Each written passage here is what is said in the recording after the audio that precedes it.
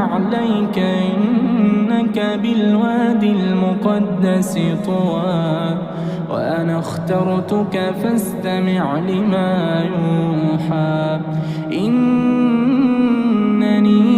إنني أنا الله لا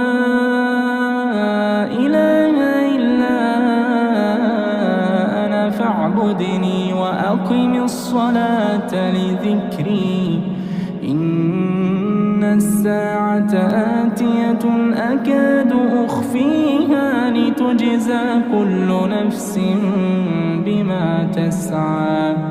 فلا يصدنك